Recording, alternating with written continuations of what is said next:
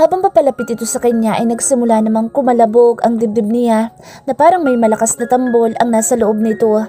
At mabilis nga itong nakapasok sa loob ng classroom at isang matamis na ngiti ang ibinungad dito sa kanya. Hi! Mabilis ditong bati sa kanya. Sa sobrang kaba ay nakalimutan na niyang batiin ito at napatayo na lang siya ng mabilis sa upuan niya. Sorry, late ako. Medyo marami kasing deliver ngayon. Paghingi nito ng pasensya sa kanya. Okay lang? Medyo kakaalis pa lang naman ni Mrs. Sanchez. Kinawag-kawag pa niya ang isa niyang kamay para maibsan ang kabang nararamdaman niya. Naamoy niya rin ang gamit ni Hunter na pabango.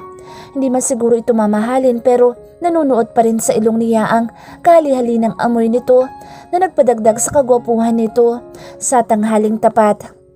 Let's go? Yaya nito sa kanya. Pinauna naman siya nito sa paglabas ng pinto at nang naglakad na sila sa pathway ay magkapantay na ang bawat mga hakbang nila.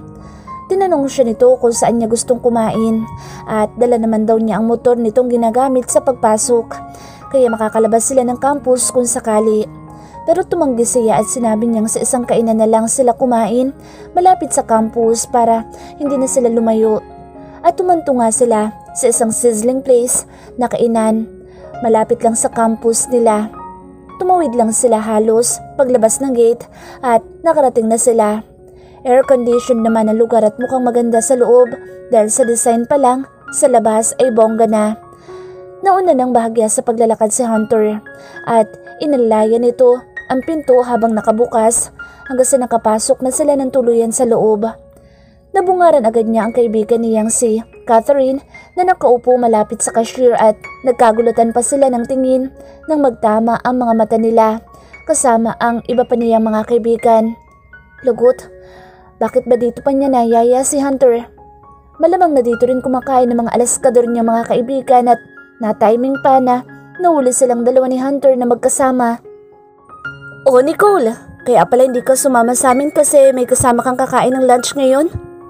Bungad agad sa kanya ni Jessica at nadinig ito nila Marie Chris na halatang pigil din ang tawa. Siya na ang lumapit sa mga ito para sana sungal-ngali ng mga bibig nito pero pinigilan niya na lang ang sarili niya lalo na't ramdam niya na kasunod niya si Hunter na naglalakad. Hindi niya na lang sila sinagot at sa halip ay pinandilatan niya na lang ng mata ang mga ito.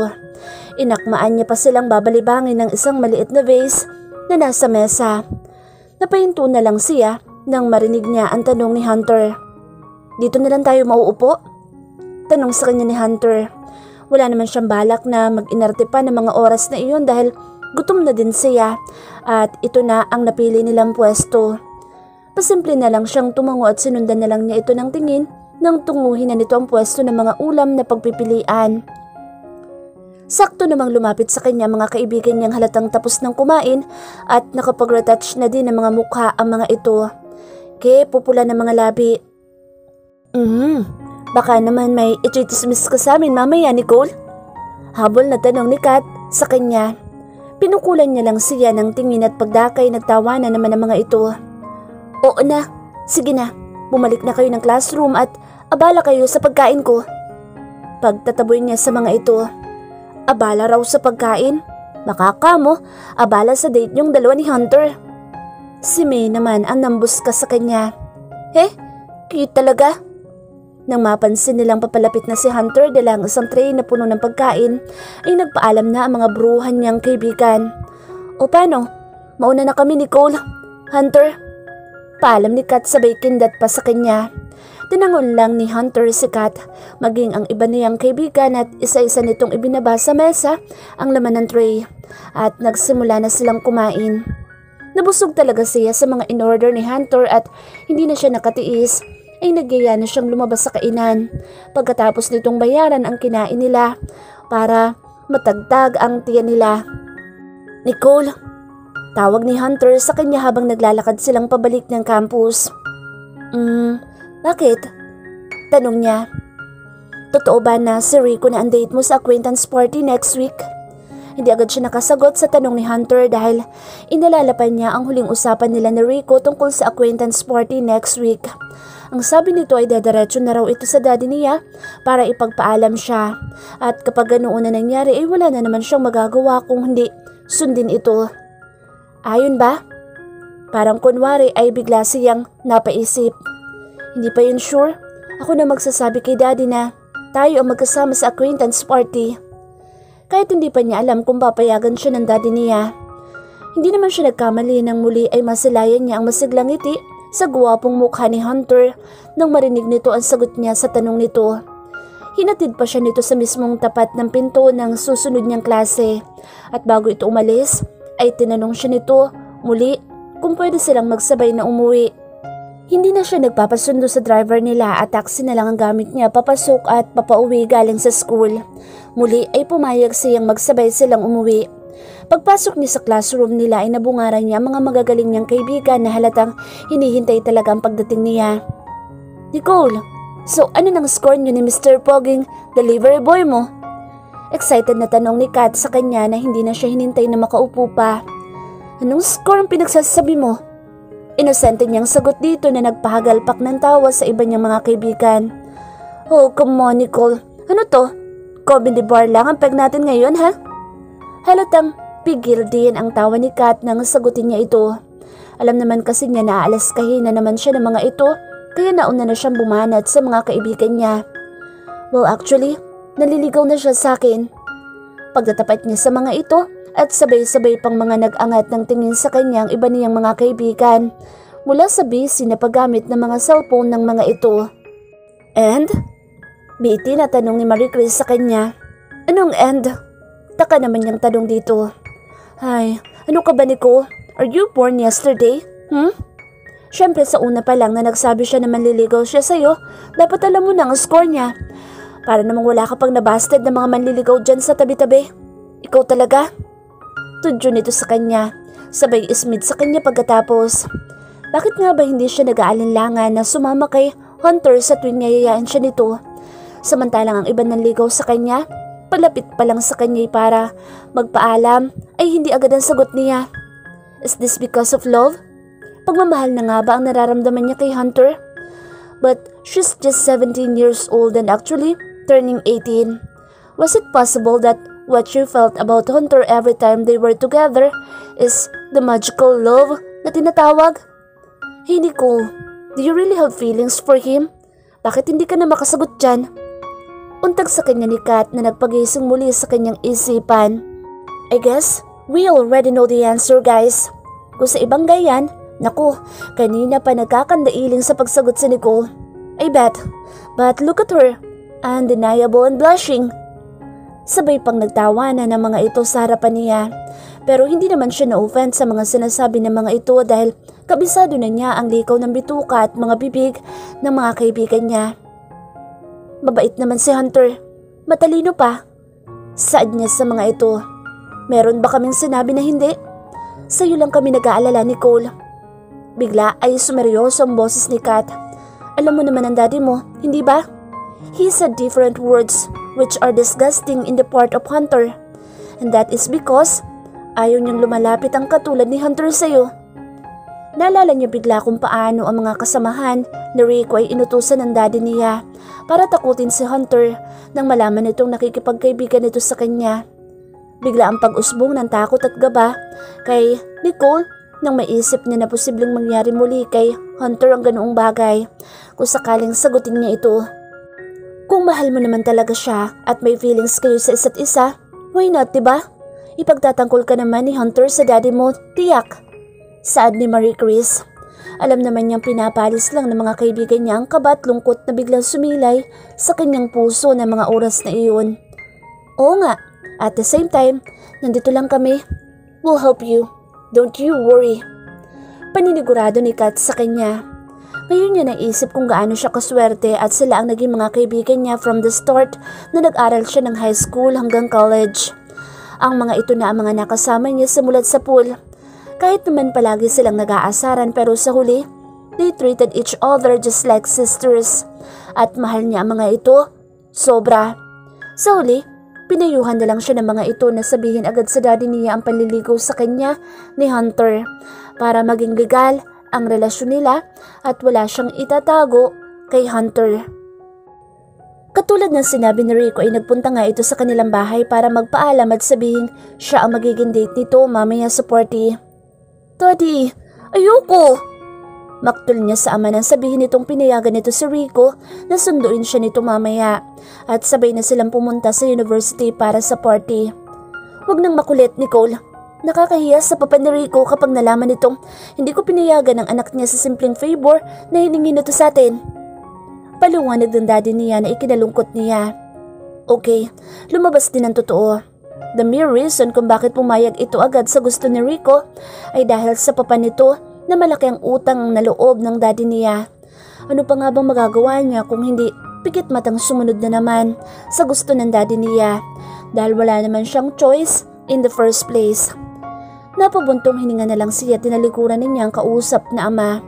Nagdahilan na lang siya na may kailangan pa siyang gawin sa kwarto.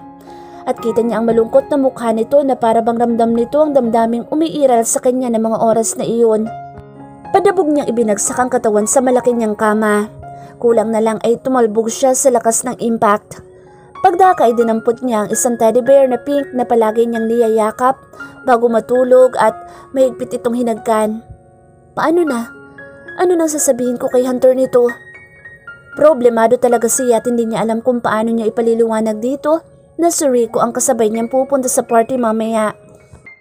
Mula sa side table ng kanyang table ay dinampot niya ang kanyang cellphone at sinimulan agad niyang hanapin ang number ni Hunter sa contacts niya. Nagdalawang isip pa siya kung tatawagan o itetext na lang niya ito. At sa huli nagpasya siyang tawagan ito. Halos kumabog naman ang dibdib niya habang nagre-ring ang number ni Hunter. At patuloy pa rin siyang nag-iisip ng idadahilan niya dito. Pero nabigo siyang makausap ito at nakadalawa pa siyang tawag sa number nito pero ring lang ng ring ang cellphone nito. Bahala na. Pagdating na lang niya sa party mamaya, saka niya ito kakausapin. At tinungo na lang niya ang kanyang wardrobe upang mamili ng isusuot na damit. Nakailang balik-balik ang kanyang mga kamay sa kakahawi ng mga damit niya na nakasabit sa loob ng wardrobe niya. Bakit ganun? Wala man lang ata siyang mapili na maaaring maisuot para sa party. Nang muli niyang binalikan ng mga damit na pinagpipilian niya, nang may nahagip na isang royal blue na medi dress ang kanyang mga mata. Sakto ang sukat nito sa kanyang taas kaya pakiramdam niya ay ginawa ang damit na iyon para sa kanya. At nang isampay niya sa kanyang katawan ng damit ay nakita niyang bahagyang lilitaw ang kanyang balikat dahil sa tabas nito sa leeg. Sinipat niya ang kanyang sarili sa isang whole body mirror na nasa tabi ng pinto ng kwarto niya. Nasatisfied naman siya sa itsura ng damit niya, kaya nang matapos siyang maligo ay agad niya itong sinukat. Ginamit niya ang blower upang tuyuin ang maganda at hanggang balikat niyang buhok. Siniguro niyang mabango at palagi maayos ang kanyang buhok. Itong pinakagusto niyang bahagi ng kanyang katawan at hindi niya ito pinababayaan simula noong bata pa siya. Pagkatapos niyang tuyuin ang buhok niya ay nag-apply naman siya ng manipis na makeup upang bumagay naman sa damit na suot niya. Nakahanda na rin ang isusuot niyang isang sandals na kulay black. Hindi ito masyadong mataas dahil medyo matangkad naman siya at hindi din siya komportable sa high heels. Minsan pa'y pinasadahan niya ang sarili sa salamin. Nagdala din siya ng isang black pouch upang lagayan ng kanyang cellphone, wallet at tissue. Pagkatapos ay lumabas na siya ng kwarto niya at sa baba na lang niya hihintayin si Rico.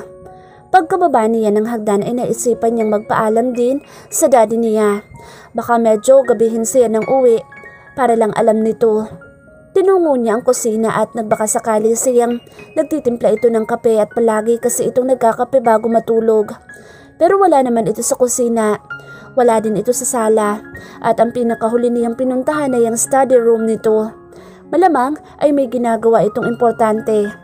Bahagya itong nakabukas kaya alam niyang nandoon ito at hindi na siya kumatok. Balak sana niya itong gulatin sa itsura niya ngayon, lalo na't nag-ayos siya. Matagal na kasi nitong sinasabi sa kanya na magpakababae naman daw siya ng kilos at maging pino. She'll be turning 18 next month pero para pa rin daw siyang hindi dalaga kung kumilos. Nagulat siya nang bago pa man niya mahawakan ng doorknob ng pinto ay marinig niya ang pagmamakaawa ng kanyang daddy. Please, huwag naman. Magbabayad ako. Just give me another week para mabayaran ang utang ko. Hindi ko pwedeng ibigay ang gusto mo. My daughter's life depends on it. Maawa ka naman. Sari-saring emosyon ang naramdaman niya habang pilit niyang inaabsorb ang mga narinig niya mula sa daddy niya. May takot, lungkot at pagtataka. Bakit kailangan magmakaawa ng daddy niya sa kausap sa telepono? May nangyayari kaya sa negosyo nito na hindi niya alam? Nalugmok siya nang maisip ang sitwasyon ng kanyang ama. Kahit madalas silang hindi nagkakasundo at nag-aaway, ay mahal na mahal niya ito. Parang may lumukob na lungkod sa puso niya sa isiping iyon. At muli ay sinilip niya ang kanyang daddy. Nakaupo na ito ngayon sa swivel chair na itim at nakasandal ang balikat nito habang ang isang kamay naman nito ay hinihimas ang sentido nito na para bang sobrang sakit. Doon ay may bumalong na mga luha sa mga mata niya. Gusto niyang yakapin ang daddy niya at damayan pero kapag ginawa niya ito ay baka lalo lang itong mag-alala kapag nalaman niya ang totoo. At yun ang ayaw niyang mangyari. Nasa ganoon siyang pag-iisip nang bigla ay may bumusina sa labas ng kanilang bahay. Malamang ay si Rico na ito at mabilis niyang pinunasan ng mga naglandas na luha sa pisngi niya. Susubukan na lang niyang kausapin ang daddy niya bukas para malaman niya ang tunay na lagay nito. Hindi naman siya maaaring hindi umatan ng party at malulungkot din panigurado ito kapag nalaman na hindi siya sumama kay Rico ngayong gabi. Pati si Hunter magtataka kung hindi siya dumating sa party. Bumungad sa kanila ang maingay na paligid pagdating pa lang sa party. Marami mga sasakyang nakaparada sa parking area ng university. Malamang sa mga estudyante iyon na may sariling mga sasakyan. Nilingon siya ni Rico pagkahinto ng kotse nito. Nicole, are you alright? Tanong nito sa kanya. Napansin din pala nito ang kakaiba niyang kilos simula nang sumakay siya kanina sa sasakyan nito.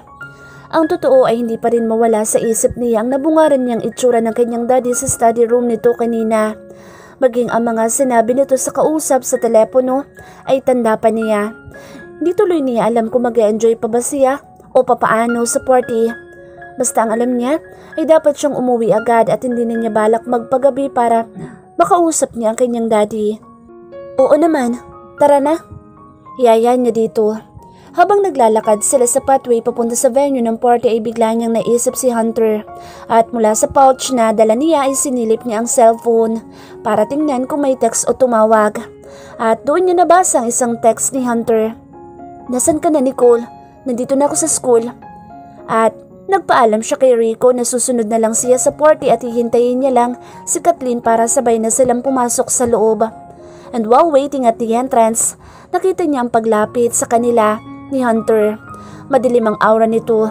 Napansin niya agad ito kahit na medyo madilim sa labas. Hunter, tawag niya dito. Hindi siya agad sumagot nang tawagin niya ang pangalan niya. Sa halip ay binato siya agad nito ng isang tanong. Bakit kayo magkasama ni Rico? Daman niya ang galit sa itsura at boses nito habang nakatitig sa kabuuan niya. Nakasuot ito ng isang long sleeve na kulay maroon at itinupi hanggang siko. At tinernuhan ng maong pants at suot din ito ang palagi nitong suot na rubber shoes. Bagong gupit din ito at malinis ang mukha na halatang bagong shave.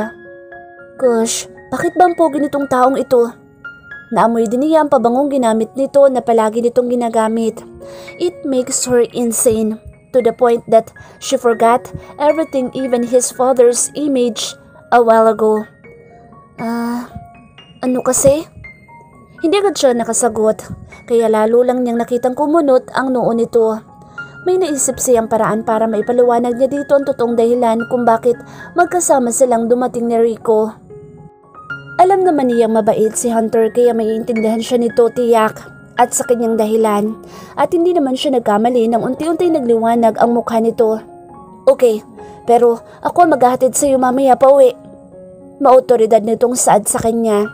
Nagulat man siya sa sinabi nito ay napatango na lang siya kay Hunter. Baka kasi magalit na naman ito kapag tumanggi siya. Napaka-possessive. Hindi pa man kami mag-boyfriend pero wardyado na agad ako. Napangiti na lang siya sa isiping iyon and suddenly, She found herself staring at him. Ang gwapo mo ngayon ah. Pag-iiba niya ng topic. Halatang ito naman ang nagulat sa narinig mula sa kanya at hindi naman siya nabigo at napangiti niya ito. Ikaw din, ang ganda mo Nicole. Walang katon nitong sagot sa kanya habang titig na titig din ito sa kanya. And there's a sudden feeling of quietness between them. Medyo na-conscious pa siya nang unti-unti hawakan ni Hunter ang isa niyang kamay at dalhin sa mukha nito. Doon tuluyan na siyang nanginig at bigla na lang siyang naputulala sa ginawa nito. He's caressing her hand while kissing it using his lovable lips. Diretso pa rin ang mga mata nito na nakatunghay sa mukha niya at wala itong kakurap-kurap. Hanggang sa maramdaman na lang niya na lumalapit na ang distansya ng kanilang mga katawan. Kung kanina ay may isang dangkal pa ang layo nila sa isa't isa, ngayon ay tila nakasakay na sila sa isang jeep na nagsisiksikan ng sakay. Halos wala ng spasyo sa pagitan nila ni Hunter. Bahagya pa siyang nagulat nang dumantay ang isa nitong tuhod sa kanyang hita. And from that moment, huminto ang lahat sa kanila. Sa isang iglap ay masuyo na nitong naidampi ang mga labi nito sa kanyang labi. Napasingha pa siya nang maramdaman ng paghalik sa kanya ni Hunter. Hindi niya alam kung bakit wala siyang naging ibang pakiramdam ng mga oras na iyon kung hindi kaba at kilig. Kaba? Dahil nag-aalala siyang baka may makakita sa kanila lalo na si Rico at isumbong siya nito sa daddy niya. Kilig dahil gusto niya ang kakaibang pakiramdam na dulot ng ginagawa nitong paghalik sa kanya. Banayad ito na tila dinadama ng mabuti ang bawat sandali na naglalanda sa mga labi nito sa maninipis niyang labi. It was totally sweet and fascinating kiss. Para tuloy siyang naliliyo at napakapit na lang siya sa kwelyo ng damit ni Hunter. Habang ang isang kamay nito ay matibay na nakahawak sa kanyang likuran, dahilan kung bakit ang katawan nila ay halos wala ng pagitan. Dama pa niya ang matigas nitong dibdib sa kanyang harapan. Ilang segundo rin ang naging tagal ng ginawa nitong paghalik sa kanya nang tuluyan na siya nitong bitawan mula sa pagkakahawak nito sa braso at batok niya. At pareho silang tulala nang matapos ang sandaling iyon. Nicole, untag sa kanya ni Hunter. Una itong nakabawi sa kabiglaan pagkatapos ng halik nila. Sorry, hindi ko gustong biglain ka. Nag-aalala ang tinig ni Hunter nang sabihin iyon. Okay lang. Okay lang ako. Sagot niya dito. Ano bang itsura niya? Namumutla ba o nanginginig ang katawan niya? Ay, sorry, hindi ko sinasadya na. Hindi na ituloy ni Hunter sa sabihin niya at dahil doon ay parang gusto niyang maiyak. Hindi yata at parang napilitan lang ito sa ginawa nitong paghalik nito sa kanya. What the hell? It's okay. May kasalanan din naman ako. Agap niyang sagot dito. And she bit her lower lip to suppress her feelings. Bakit may kurot sa puso niya nang marinig niyang parang hindi naman ginusto ni Hunter ang nangyari sa kanila kanina lamang. A minute, and I love kissing you, Nicole. Bigla ay napalingon siya sa direksyon ni Hunter. Tama ba ang narinig niya o nabingi lang siya? Hunter. Siya naman ang natameme nang hawakan nitong muli ang mga kamay niya, dahilan kung bakit napaharap na siya ng mabuti dito. Mahal kita, Nicole. Pag-amin nito sa kanya na ikinagulat niyang muli. Hindi agad mahanap ni Nicole ang tama niyang gawin at isipin, knowing na nasa harap lang niya si Hunter. And he even confessed his feelings for her. Muli, naisip na naman niya ang kanyang daddy. What will happen if he will find out the relationship? At paano naman si Hunter kung hindi niya ito masasagot ng maayos tungkol sa feelings nito sa kanya? Ayaw din naman niyang saktan ito at alam niya sa sarili niyang mahal niya ito. Mataas na ang araw nang magising si Nicole. Dulot siguro ito ng pagkapuyat niya kagabi. Ang sabi niya ay maaga siyang uuwi pero hindi iyon nangyari. Pagkatapos nilang mag-usap ni Hunter kagabi ay saglit pa silang tumambay sa party at doon siya nakita ni Rico na halos lasing na din. Panigurado ay tumawag na lang ito sa daddy nito para magpadala ng driver para sunduin ito sa party. At dahil doon ay hindi na siya nito napilit na sumabay umuwi. Tsak na hindi rin naman siya papayagan ni Hunter na sumabay dito, lalo na at sinagot na niya ito. Yes, they are officially in a relationship now.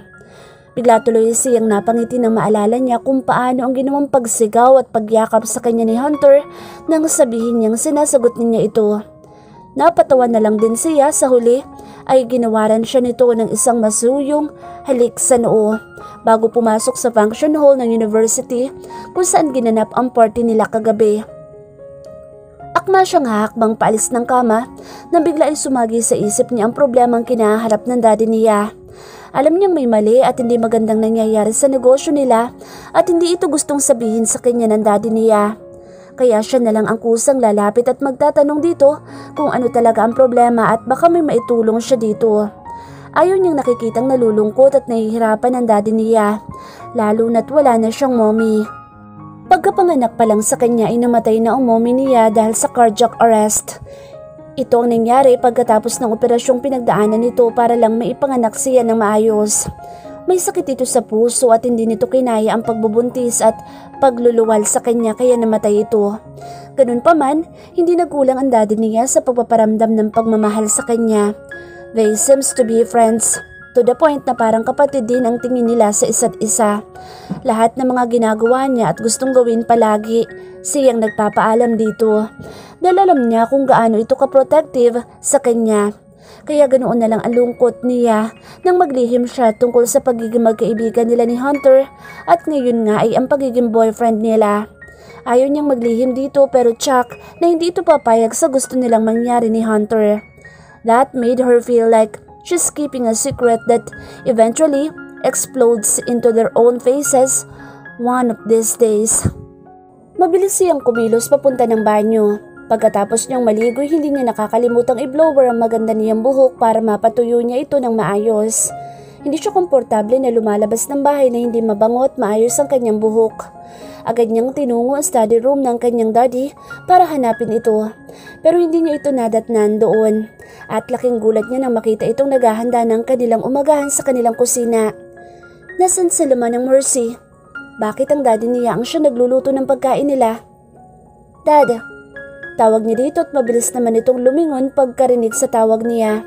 O iha, Nicole, gising ka na pala. Halika na't kumain na tayo ng umagahan. Yaya nito sa kanya. Sakto namang inilagay na nito ang huling hotdog na pinirito nito sa isang plato sa mesa. Bakit ikaw po ang nagluluto ng umagahan natin, Dad? Nasaan sa laman ng Mercy? Lumingali nga pa siya para hanapin sa paligid ang isa sa mga katulong nila sa bahay. Hindi siya agad sinagot ng kanyang daddy at parang tinitimbang pa nito ang mga isasagot sa kanya. Pagkatapos nitong ilagay ang iniluto nitong ulam sa mesa, ay naupo ito sa upuan palagi nitong inuupuan sa tuwing kumakain silang dalawa. Wala na sila anak. Matamlay na sagot nito sa kanya. Nagulat siya pagkarinig sa sagot nito.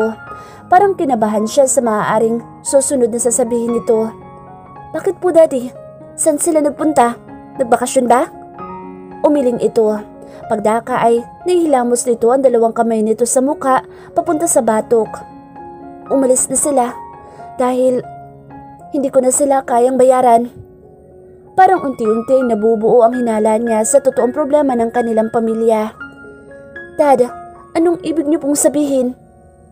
Nalugi ang trucking business natin anak.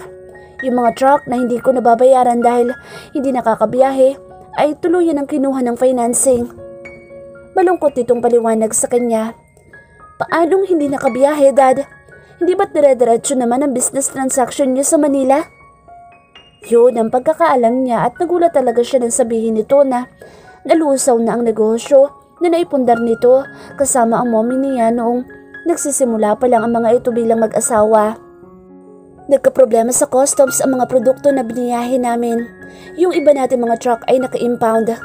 I need millions para makuha at mabawi ko ang mga nakuha nila sa akin.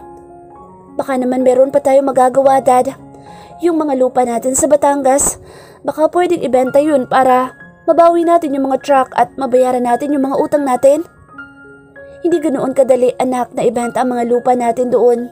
Lalo na at hindi naman residential area iyon. At kung mabenta naman natin ang mga iyon, I doubt kung magkasya ang perang pagbibilhan noon para makabangon tayo anak. Tila isang bomba iyon na sumabog sa harapan niya nang marinig ang tinura ng daddy niya. Ganoon na ba kagrabe ang nangyari sa negosyo nila? At bigla'y pinanghinaan ng loob ang daddy niya? Paano nang gagawin natin ngayon, Dad? Hindi niya napigilan na itanong sa kanya dahil alam niyang may iba pang bagay ang kadugtong nang nangyari sa kanila. Domino effect iyon kung tawagin.